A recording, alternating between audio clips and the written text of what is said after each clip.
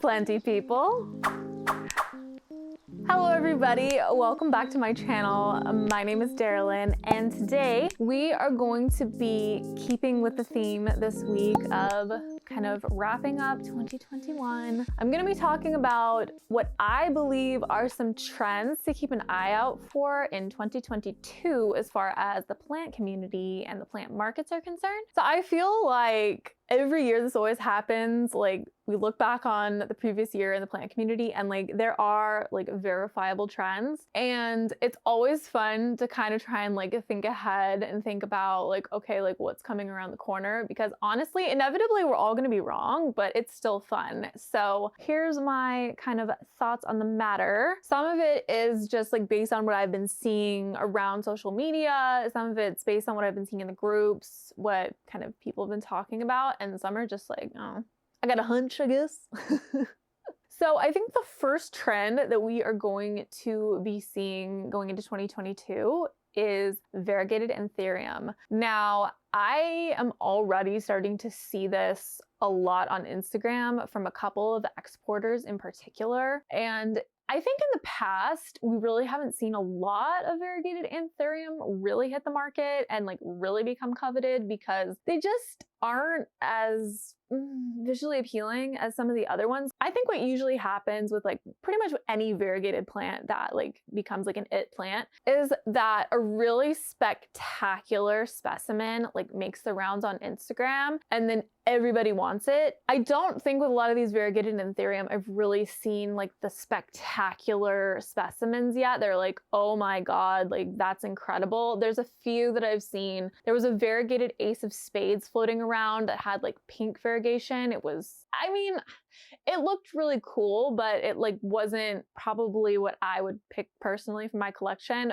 if I was gonna like really drop money on something, but I could totally see why people would like that. It like really reminded me of a pink princess, but a heart-shaped velvet anthurium. So that was really cool. I saw a Variegated Anthurium luxurians that was absolutely incredible. It like was really like speckled and had a whole bunch of like, it really looked like blue undertones and it was absolutely incredible. If I can find those pictures, I will I'll insert them because they're really, really amazing. But I have started to see Variegated Anthurium looking nicer lately, and I think it's going to be a trend in 2022. Just wait. Like as soon as some of the bigger plant influencers start hauling these Variegated Anthurium, they're gonna pop like a rocket. So I can't really imagine that those are gonna be sidelined for that much longer because I am starting to see them everywhere. So it's gonna be really interesting to see kind of what cool variegates are gonna pop up and who's going to end up with them in their collections and how they're gonna circulate. But I'm pretty sure that by the end of the year, Variegated Anthurium are gonna be a lot more prevalent in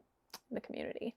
Okay, so the next thing I think we're going to see a lot of in 2022 is Skindapsis varieties, specifically like new Skindapsis like cultivars and forms that have like crazy variegation, that have colors you've never seen before. The Skindapsis genus is actually like pretty deep, and I've been seeing them all over the place. From all the different exporters, social media. There's some really, really cool ones, some striking ones that range in colors from like, you know, really dark, and they have like the almost like the toxic green color, like industrial slime green. I've seen some that have like purple on them. I've seen the tricolors, and I think people are starting to get really, really into growing things up boards. That is 100% down to Caitlin from Plant Life in the Tropics for popularizing that. So if you haven't checked out her channel, you should, because she's like the queen of plant projects. Like a lot of her big content is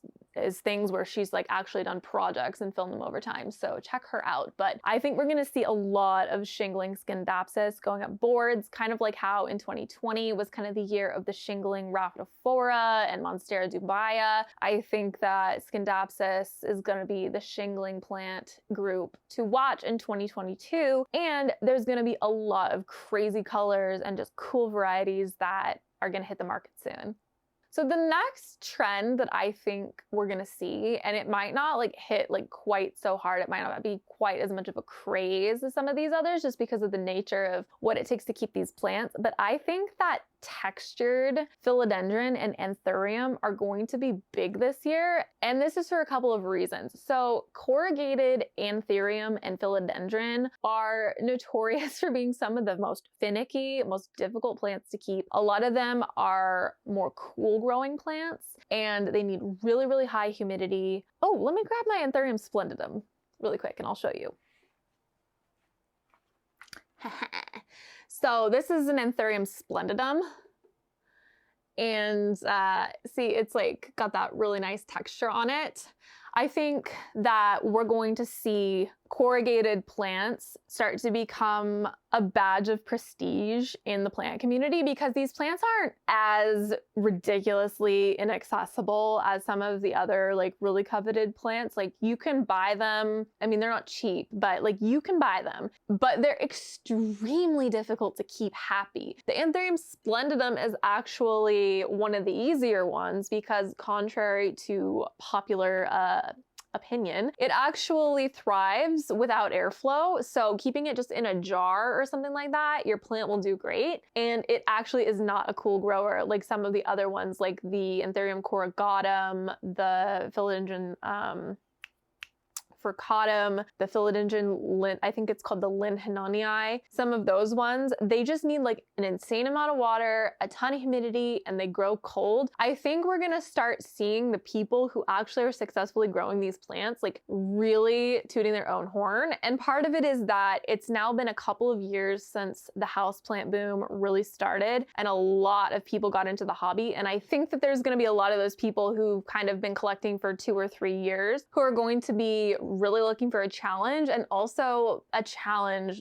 with a lot of payoff as far as like Instagrammability and like flexing potential and whatnot. And I mean, these plants, these corrugated plants are very cool. Like I love this plant. It's so cool. And I really like the little jar that I have it in. So I think we're going to be seeing a lot more of those. That's my prediction. Maybe not this year, maybe next year. But I think that the people who are having success with these are going to start wanting to talk about it like really soon. Okay, so similarly to the corrugated plants, and for the same reasons, I do think we're going to start seeing a lot more terrarium plants become more popular, and potentially prices may go up this year. So that pretty much includes anything that like really needs a terrarium. And I think we're gonna start seeing people really flexing like big elaborate terrarium builds. I've been seeing a couple of YouTubers who have made like vivariums where actual like frogs or like fish are living. So I think we're gonna see more of that, which I actually think is really cool. And if I had space for something like that, I would love to have like a fully integrated like biological like micro ecosystem where, you know, everything kind of like was self-sufficient. I think that would be extremely cool, but unfortunately I don't have space for that. But I do think that other people who do have the space for it are going to really run away with it this year. And I do think that there's probably going to be a bit more of a crossover between the houseplant community and the reptile and amphibian and aquarium communities. And I think that's cool, you know? Like, why not take it to the next level? Like, most of us dream of having, you know, big greenhouses and can't because of reasons, mostly money. I guess having something like that, like a micro ecosystem would be the next best thing. So I'm excited to see what people do with that this year. And eventually, if I have space, I will definitely want to try it as well.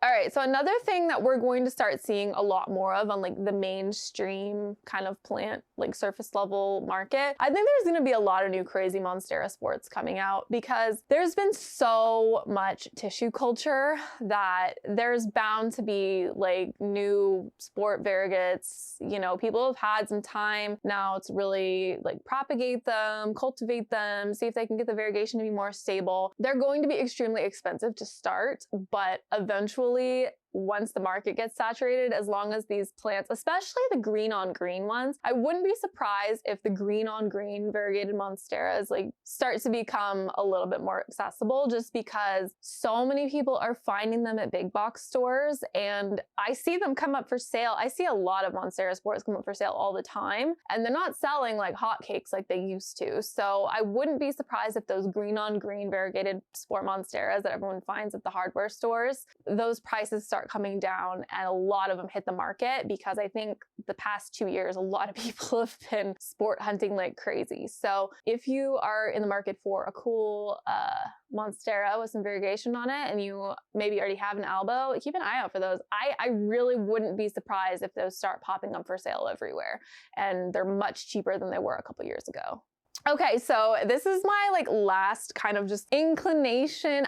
Okay, like no tea, no shade. Like I am not thinking of anyone in particular when I make this kind of like prediction, but I have a feeling that in 2022, we may see some plant YouTubers kind of leave YouTube. And maybe not like officially, but I think that there's gonna be a number of people who are just gonna like maybe stop posting so much. And yeah, you know, I think that that's like kind of to be expected as far as, you know, the house plant booms kind of slowed down. I mean, we're in kind of a COVID wave right now, but you know, eventually that is also going to ebb off as well, and people have other things to do. There's a couple of bigger plant YouTubers who are actually college students and doing YouTube for their hobby, and you know, those people are going to graduate and, you know, get jobs, and they might be too busy and we might really not see as much from them anymore. I don't think that the big channels are going to go anywhere, but I wouldn't be surprised if there's a couple of people that kind of like disappear for a while. You know, like YouTube is a lot of work, and it's just, I can't imagine that it would be sustainable at the level that some of these people are cranking out content if you have other things, you know, going on. Eventually, like, you're just gonna have to make some priorities, you know. So those are my predictions for plant trends for 2022. Let me know in the comments below. You think I'm right? You think I'm full of shit? Do you have other ideas? I would actually be really interested to hear what other people think, because you guys are smart, and I like learn a lot from you guys, and you crack me up all the time. So make sure you tell me in the comments below what you think. And don't forget about the 1,000 subscriber giveaway.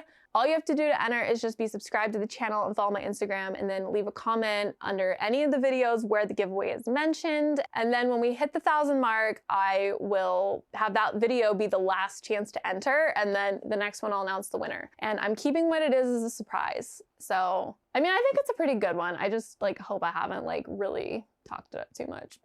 But yeah, so don't forget about that. Make sure you're entered to win, just as long as you are in the United States, because it is a plant and I can't send plants internationally at this point. So that is going to be it from me for today. Thank you so much for hanging out with me, and I will see you in my next one. Bye!